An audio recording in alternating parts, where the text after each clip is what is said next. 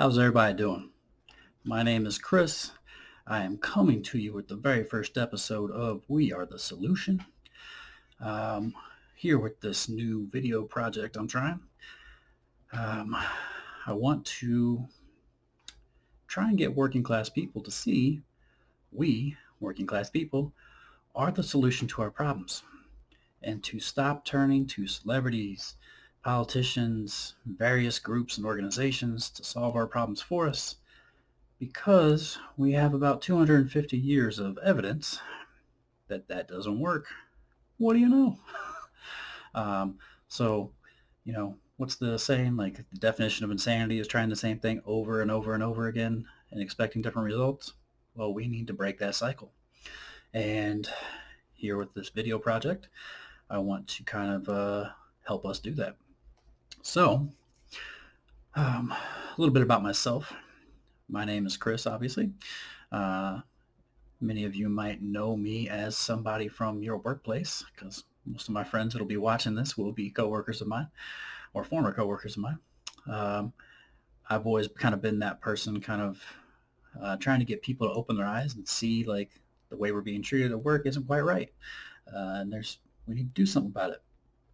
But a lot of people are kind of hesitant, afraid, or just are hopeless. Like, don't really see any possibility of change, which is what we need to break here. Um, I grew up in a small town in Indiana called Greenfield. It's a couple cornfields away from Indianapolis. And growing up, I was raised by a single father. Um, he had to work, a full-time job and then a couple side hustles on the side. Um, some illegal, some not. May have done a little time with an ankle bracelet for a year. Um, but growing up, grew up in a very middle class environment. Well, I didn't grow up middle class. My hometown is a kind of a middle class town. I was always the poor person in my friend group. So in my hometown, there's kind of like this thing of middle class people kind of looking down on like poor people, um, and kind of just viewing them and treating them as if they are white trash. Um, and that was kind of how I grew up. And you're always kind of taught to, you know, be conscious to like not do certain things, not dress a certain way, not talk a certain way because you'll be seen as white trash and treated as such. And that was kind of the environment I grew up in. Um, Luckily for me, um, I had a father that kind of pushed me to go to college. I didn't really have an interest in school.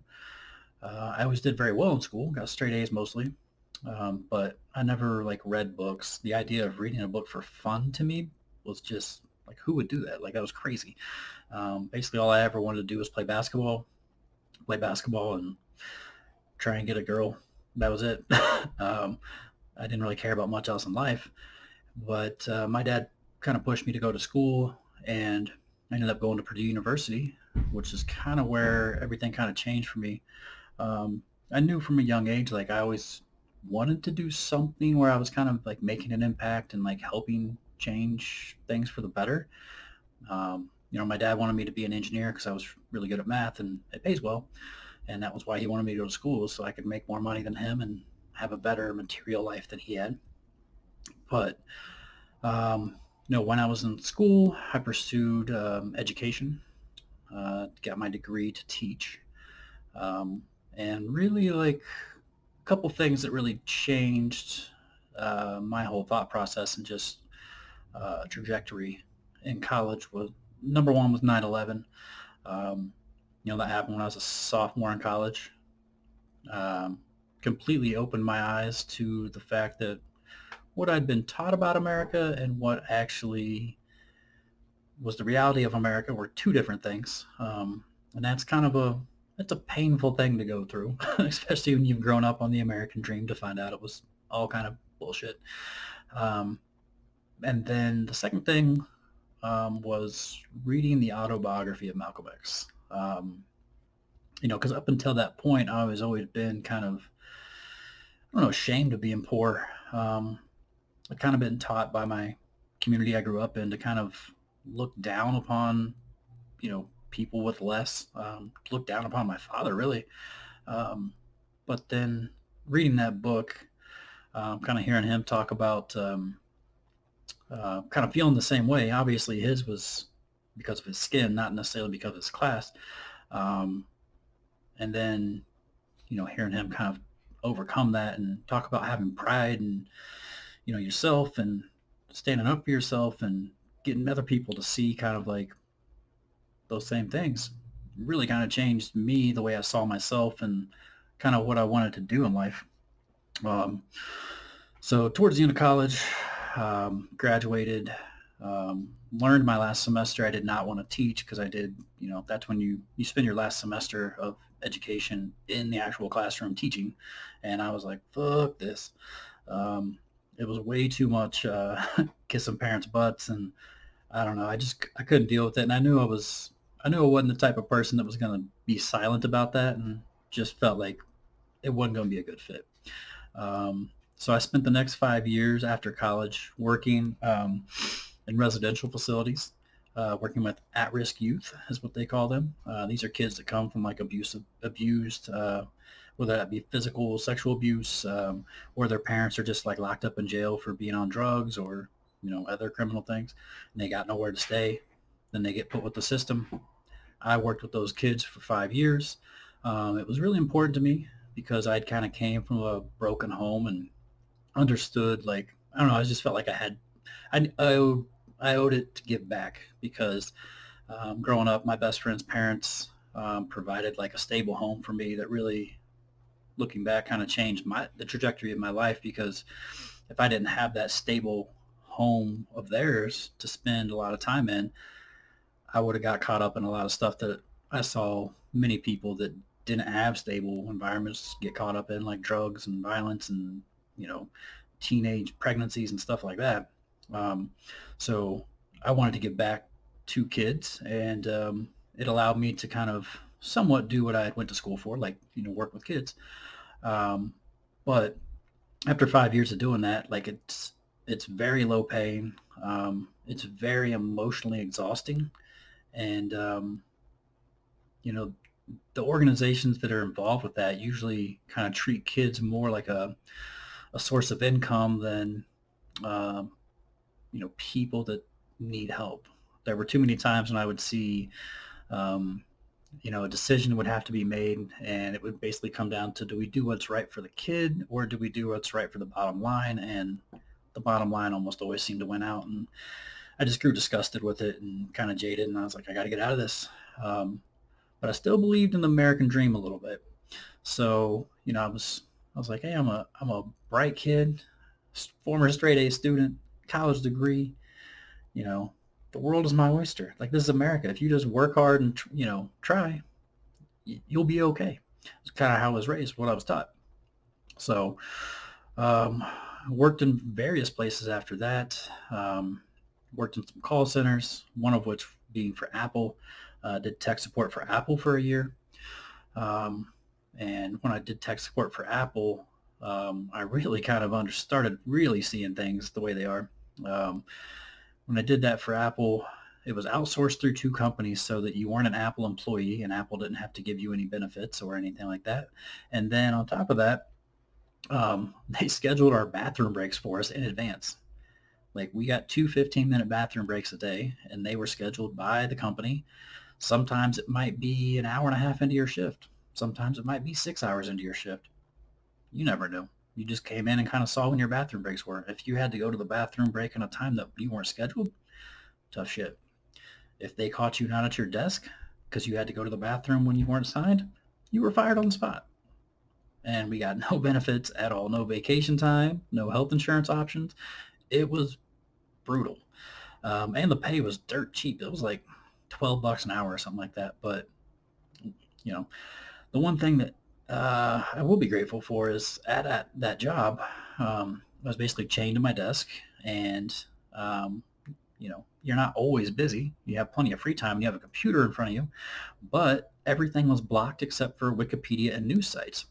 So I started really just devouring news. every kind of like news site I could get my hands on, just scrolling through news hours and hours a day, just looking for like relevant stories that were important, not just the typical BS clickbait stuff, but like really searching for like legit stories that were important. And I kind of realized that there's a lot of actual information out there that's important. It's just not on the front page and not really presented in a way that's going to grab you like clickbait does. You got to search for it. And it kind of got me thinking, like, man, all this information's out here. Like, why are people making such bad decisions? Like, this doesn't make any sense. Like, why are voters making such horrible decisions? Um, and a few years ago, I was visiting my best friend. Growing up, I was visiting his parents when I was back home visiting my dad, and we were just sitting there having a conversation about you know voting and like why people make such horrible voting decisions. And they're retired at this point, and they were kind of explaining to me that for like the 20 years or whatever they were raising their three kids, they never really had time to um, really pay attention to the news and really know what was going on truly. Like they're catching headlines and like main stories, but they didn't have time to really dig in and kind of investigate stuff or think about stuff because everything's about your kids, getting them to school, getting them fed, getting them to practice, making sure they're staying out of trouble. Like, and then when you're not working on that, you're basically just trying to have little sanity breaks throughout your life where, maybe you watch a movie, maybe it's read a book, maybe it's go to the gym, whatever it is you do to keep from, you know, that's what parents' life is when they have kids. Like, and I see my sister kind of there now. Like, she's got two kids, and just how much time that takes up. She doesn't really have time to do like what I'm trying to do with this thing because I'm one of those weirdos that really enjoys um, kind of investigating these things and learning about history and politics and increasingly economics because it influences politics. Um, I really enjoy that stuff. So I've decided that with working class people and parents, like because most working class people I know, like they don't just work a 40-hour job. They're working a 40-hour job, a 50-hour job, and then maybe a second job because most 40-hour jobs in this country for working class people do not pay enough to really cover things.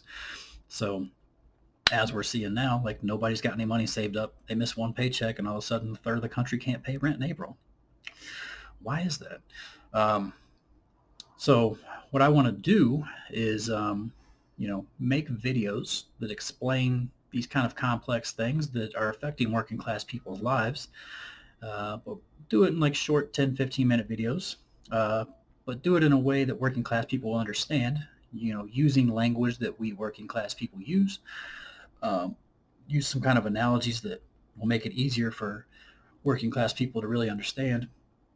And, you know, but the thing I need is I need you working class people to kind of give me the things that you want to know about because I don't really want to just sit here and lecture working class people and try to tell them what to think and what's what. You got, hundreds of groups and politicians and people out there willing to do that right now. What I want to do is I want you to kind of tell me what it is that you see going on in your environment, like your community, your job, things that don't seem right to you, but you don't quite understand what it's going on or maybe how to address it. Drop it in the comments below, and I will make a video about it. I will break it down. Um, you can go start including some graphics and stuff too. It won't always just be this beautiful face you're looking at. Um, but that's kind of what I'm wanting to do here. Um, and then hopefully that will get working class people to kind of understand that we're not powerless. You don't need to be hopeless. We are the solution, but it's going to take us. It's not going to take you. It's not going to take me. It takes all of us, that we part. Because that was my problem for the longest time, like at various places. I tried doing stuff on my own, and that can get you in trouble. That can get your job lost. You don't want to do that. But if you do it together, it can work.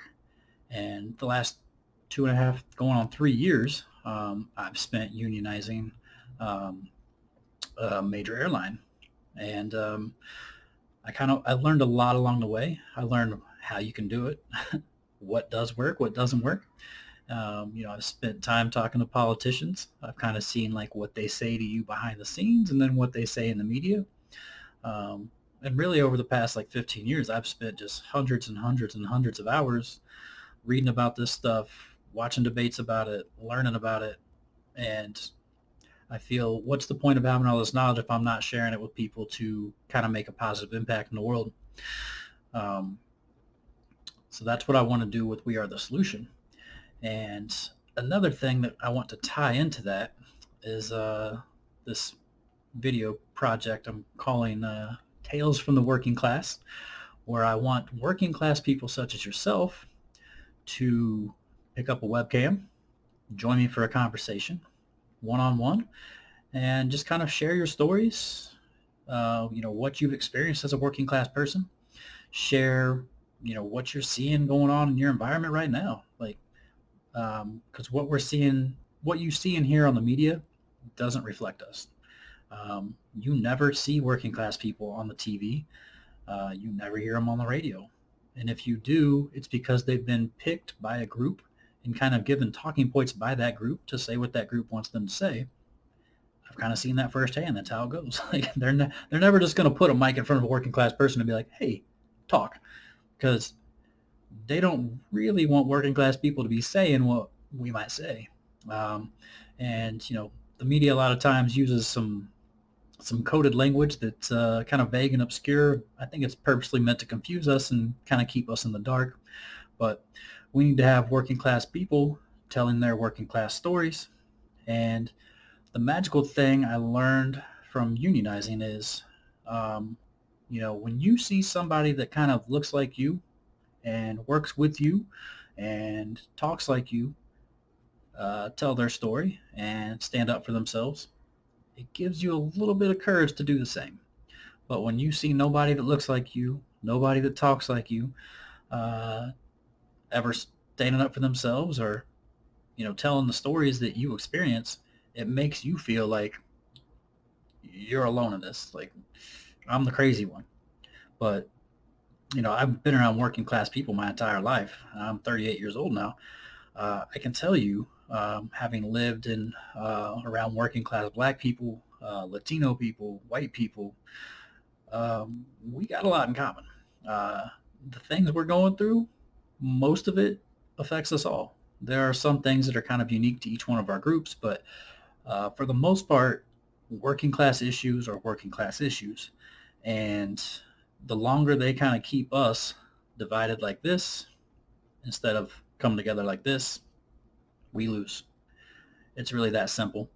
And the way I want to try and hopefully bring that about is to have you tell me what you want me what you want me to cover down here, and then to get some of you to come on here, share your working class stories, and then after that, all I ask is just that you share the video of you sharing your story and us kind of talking about it. Just share it on your social media. Uh, let your friends see it. Hopefully, maybe one of them will want to join in, and we kind of go from there. Take a few seeds, create a forest. Can't wait to see you for episode 2.